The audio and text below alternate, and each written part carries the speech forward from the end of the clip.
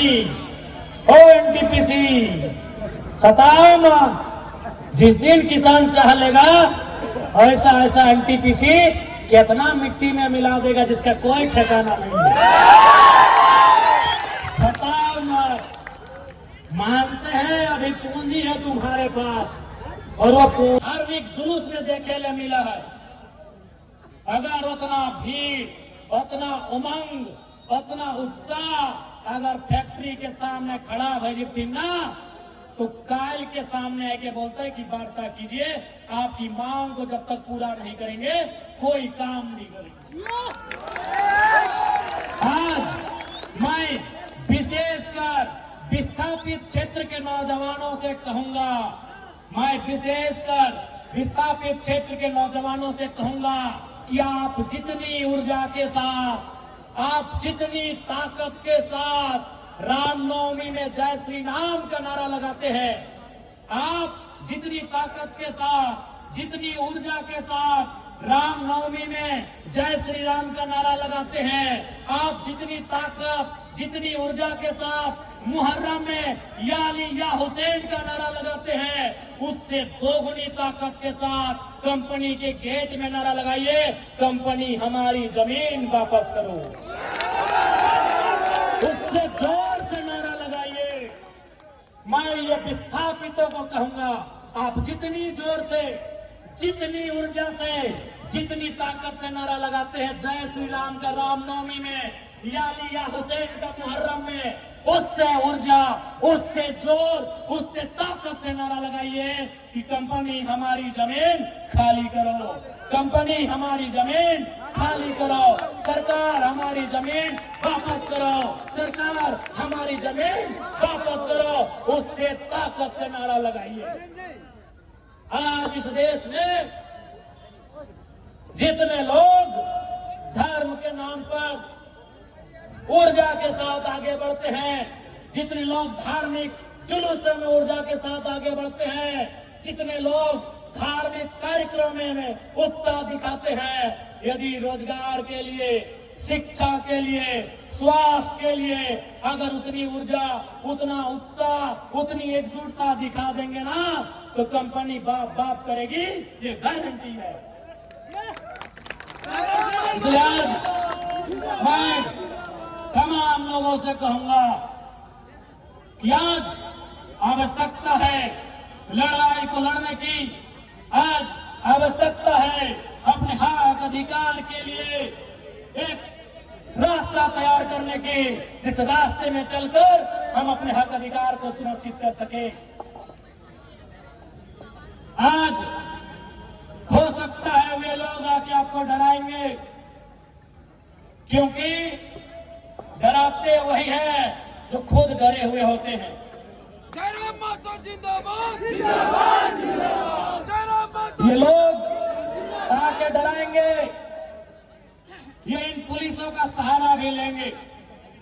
मैं पुलिस प्रशासन के तमाम लोगों से भी आग्रह करूंगा, मैं जितने भी सेना सिपाही के लोग हैं, फोर्स के लोग हैं, मैं उनसे भी सभी से आग्रह करूंगा कि आप लोग भी कम से कम इतिहास को जानते ही है कि किस प्रकार से ईस्ट इंडिया कंपनी के शासन में पुलिस का सहारा लेकर, डंडों का सहारा लेकर आंदोलन को दबाया जाता था। आज आपका सहारा उसी लिए लिया जाता है। इसलिए इस बात का ध्यान रखेंगे, आप किसी भी रैयत पर जुल्म ना करें। आप बताइए, आज केरेडाड़ी में, जोरदाग में, 13 माइल में, गोंदलपुरा में, एनटीपीसी में, पतरातू में क्या हो रहा है? 500, 400, 200 की संख्या में पुलिस के जवान रात के 2 बजे रैयत के घर आते हैं, उन्हें उठाकर थाना ले जाते हैं। अरे भाई, कोई आतंकवादी के लिए उतनी मुस्तैदी नहीं होती है जितनी मुस्तैदी रैयत को उठाने के लिए किया जाता है। हम कैसे माने?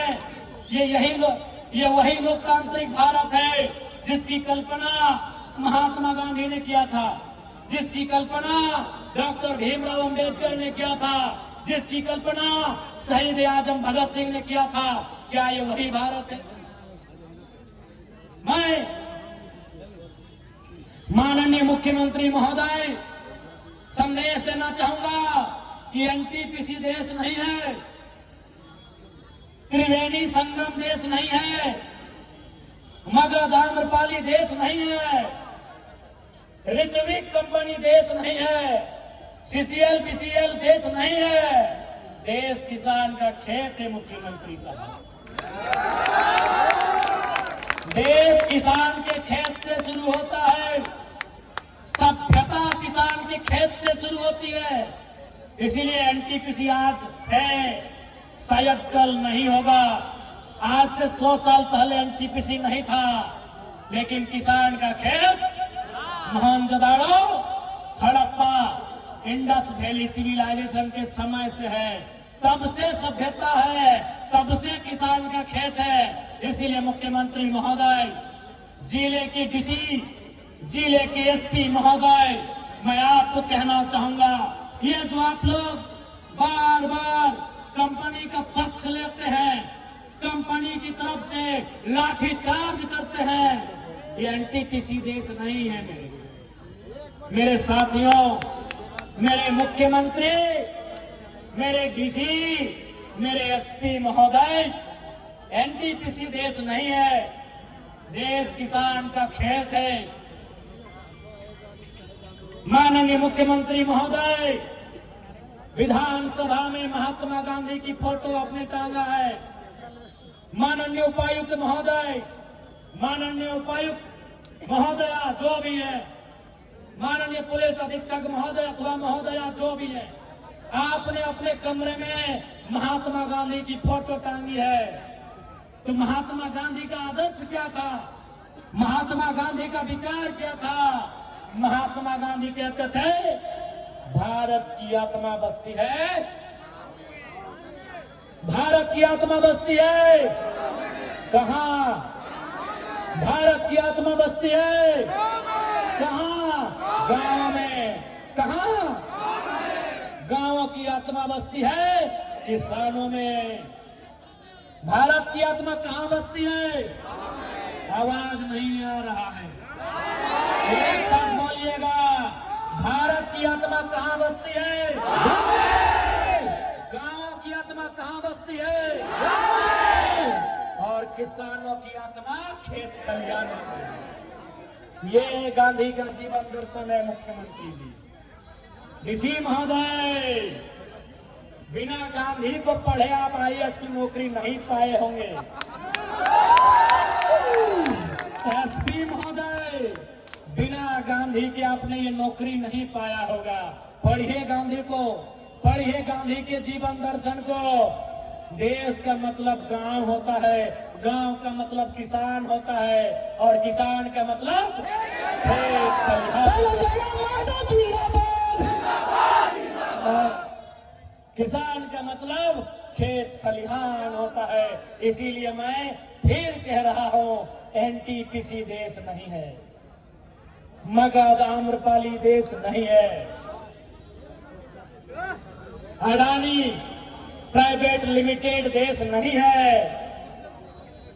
जिंदल देश नहीं है। देश अगर है, किसान का खेत।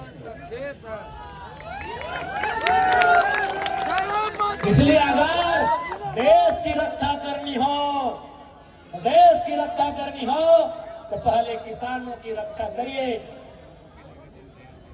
पहले किसानों की रक्षा करिए।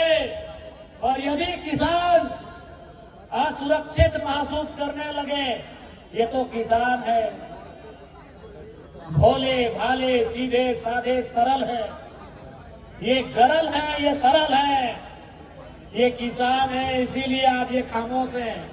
अगर इनको किसी ने बता दिया कि किसान तुम्हारा नाता किससे है, किसान का नाता हल से है, हल भी हथियार होता है, आगे पार होता है। अगर किसी ने इन डरे सहमे दुबके हुए किसानों को ये बता दिया, ए किसानों तुम्हारा नाता हार से है, और हार के आगे फार होता है, और फार से पेट फाड़ा जा सकता है। किसानों, सुबह जब आंख खुलती है तुम दतवन लाने जाते हो और दतवन कुल्हाड़ी से तोड़ के लाते हो, कुल्हाड़ी से सर भी काटा जाता है। जब हमारे माओं को बताया जाएगा, मेरी माओं मेरी बहनों, आप धान किससे काटते हो? हंसुआ से गर्दन भी काटा जाता है। ये किसान है इसीलिए आज सरल है, ये किसान है इसीलिए फसल उगाना जानते हैं। जिस दिन गर्दन काटने का योजना बना लिया, कोई नहीं बचेगा, कोई नहीं बचेगा। अरे तुम तो एडीसी साहब, एएसपी साहब, दुर्गा साहब, आप नौकरी करते हैं तब आपको हथियार मिलता है। हम लोग पैदाइशी हार लेके चलते हैं, हार में हार होता है। बड़ा बाबू, आप नौकरी करते हैं तब आपको बंदूक मिलता है, बंदूक का धार मिलता है। सर्वा हम लोग पैदाइशी हार का फार लेके चलते हैं। इसलिए सताइए नहीं, सताइए नहीं। ओ एनटीपीसी, सताओ मत। जिस दिन किसान चाह लेगा ऐसा एनटीपीसी कितना मिट्टी में मिला देगा जिसका कोई ठिकाना नहीं है। सताओ मत।